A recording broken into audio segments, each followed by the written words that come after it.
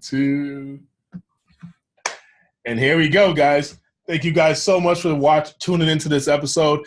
Right now, we have my man Josh Kelly, $100 million business, but the nicest guy and the most down-to-earth guy in the entire world.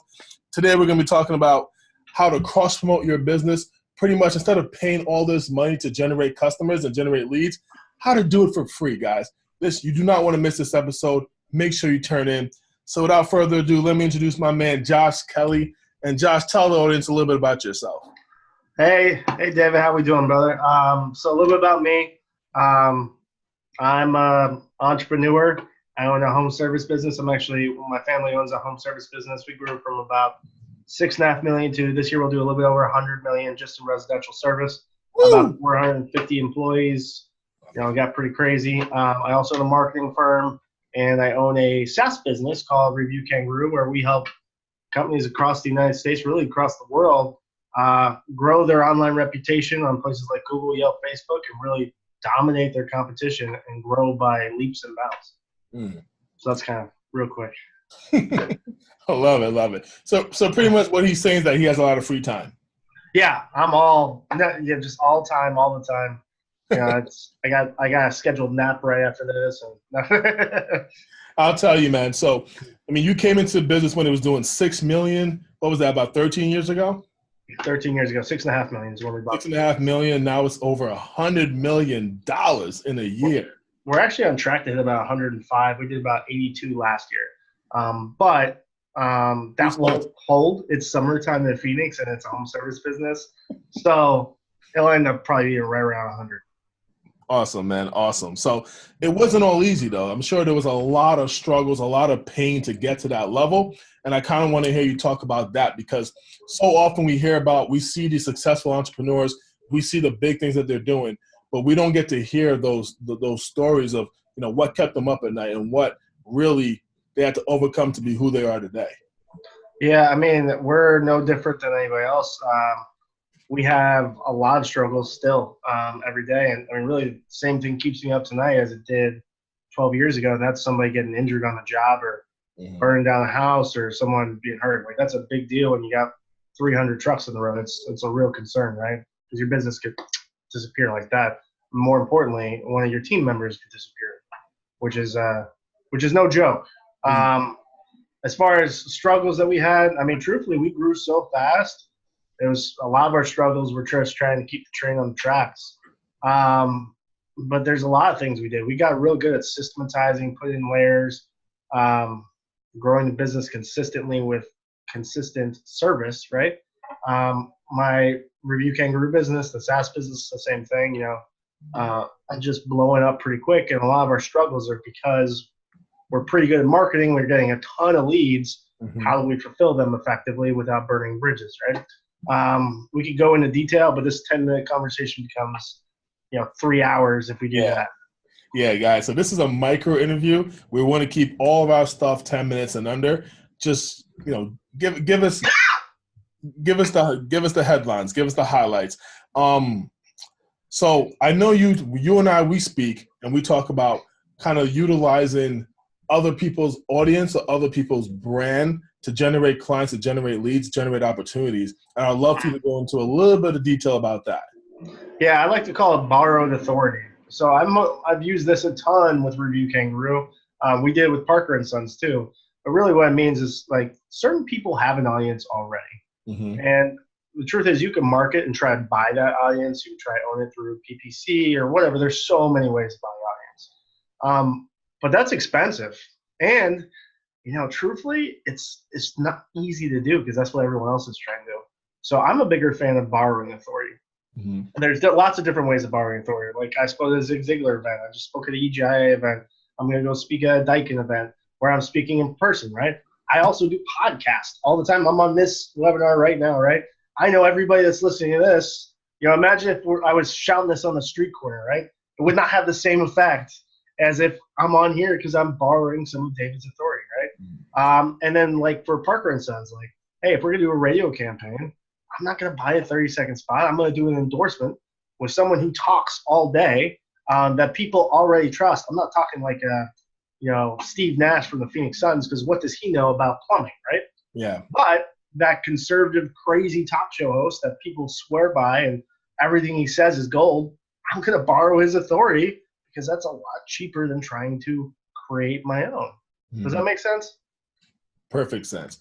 So how do we relate that to an average business owner? Let's say you're a limousine owner and you want to apply this concept, apply this philosophy to what you do. How would I go about doing that, Josh? And I'm putting Josh on the spot here. So limousine owner, I know you talked about this once when we were chatting back and forth, right? So there's people who have your audience right now. If you're a limousine owner and you work in Phoenix and you're driving people to the airport, where are they going? I bet if they need a limousine on the way back, right, they land in Vegas, they want a limousine there too. Why aren't we calling somebody? Oh, yeah. Giving them some authority. By the way, that person should be calling and giving it back to you. Yep. It's not just limousines. What about corporate businesses, right, that buy limousines? Let's steal from their authority. Let's have other people who are already marketing people, already have that, figure out a way to tie into them as opposed to running flyers and PPC ads trying to get limo service where you're one of 50, right, trying to compete in that space. If you have a deal with, Southwest, which is not an easy thing to do, I get that, right? But if you have a deal with Southwest, you can own them, right? Now, Southwest would be a hard one, right? But there's lots of other services. Like, let's say they're going for a big convention. There's a big convention. Why don't you call the convention and say, hey, I know you have a lot of people that are going to be wanting limos back and forth. I partner with a few other limo companies. We want to go ahead and take care of you. We're going to give you a special discount for being part of it, and then we're actually going to share some of their contact information with you.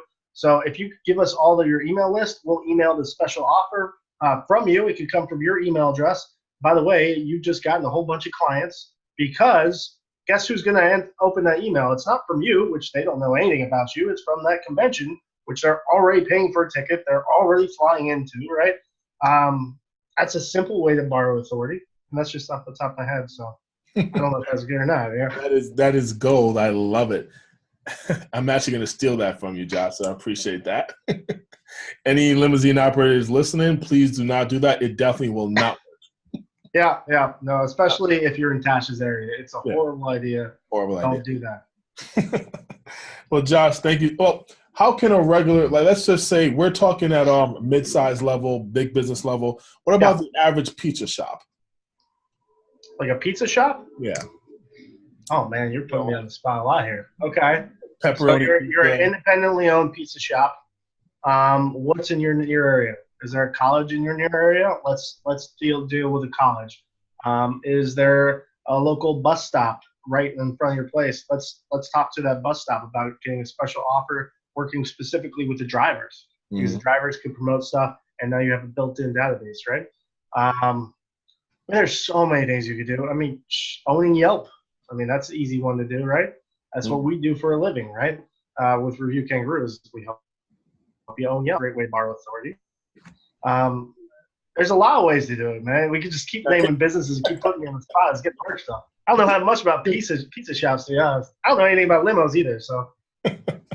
Can we talk about for our marketing audience that's listening? Can you talk about some of the leads you generate by doing some of the philosophies that you've just spoken about? Yeah, I mean, we generate literally hundreds of leads a week on Borrow Authority. I made a point for Review Kangaroo. I try to be on a podcast every single week and a webinar every single week, and I do at least one speaking event every single month. And sometimes that's to 100 people. Sometimes that's to, I just spoke at that Zig Ziglar event, 10,000 people there. No joke. Or not, that one didn't have 10,000. That one had like 1,000. But I've spoken in front of like 10,000, right? Here's what I'm doing is I'm mass marketing, right? I'm stealing audience. I'm borrowing authority.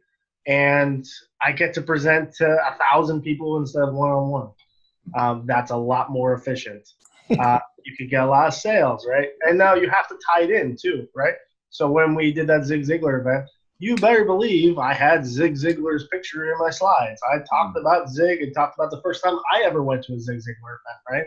I also gave a special offer that tied into that type of audience, right? You have to play it right, but it's pretty easy to do. It's just pounding the phone just like anything else. Would you rather pound the phone to try to get in contact with one potential client or pound the phone and get in contact with one podcaster that has hundreds of potential clients for you? It's the same thing, same amount of effort, right? In fact, podcasts are way easier to get on because they're always looking for content. All you're doing is you're raising your vision, and you're working smart instead of working hard, instead of just working hard. It doesn't feel like that all the time, but sure, yeah. Hey, Josh, so now it's time for the plug. Okay. Let's talk about Review Kangaroo. Anyone that's listening, very sophisticated system. I've seen it. I've used it. It works.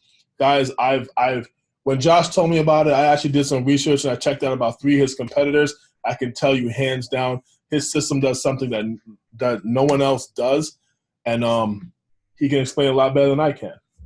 Yeah, so we have essentially for those marketers out there, we really build a funnel. We have an automated email system. We have an automated text system where we not only ask for reviews, but we cross-sell. We ask for referrals. We drive business for you, right? We're essentially fully automated contact system, right? Then what we're doing for the most part is driving back through your website, making it about a person. So like, as weird as it sounds, when you're writing a review on, I don't know, ABC Plumbing Company, you don't write a review on the company, you write on John the Plumber, because I get way better results that way. And they naturally skew. And I screen reviews. So, hey, did you have a great experience? Did you have a poor experience? They had an amazing experience. I will automatically drive them out to third-party sites. And by third-party sites, I really mean Google, Yelp, Facebook, BBB, TripAdvisor, Cars.com, wherever review sites are relevant to you, where customers are already looking for you, and I can have you own that spot. We have companies that get hundreds of reviews every single month. Our average response rate is about 15%. Kind of wrap your head around that. So, guys, what Josh is saying is that he takes one review, he turns it into about 6 or 7 because of all the third-party sites. And not only the people aren't your clients aren't reviewing the company. Let's say if you're a limousine company, they're reviewing that individual chauffeur. So now it's a lot harder to give David Tash, your driver, a bad review than to give Luxury Ride a bad review. So just kind of put that into context, just how that small little difference is so mind-blowing. So, Josh, really appreciate you taking the time to do this. We're going to drop a link to Review Kangaroo, anyone that wants to check it out, below this. And have a blessed day, everyone. And we'll see you next time with another micro interview with another successful entrepreneur. And take care. See you later.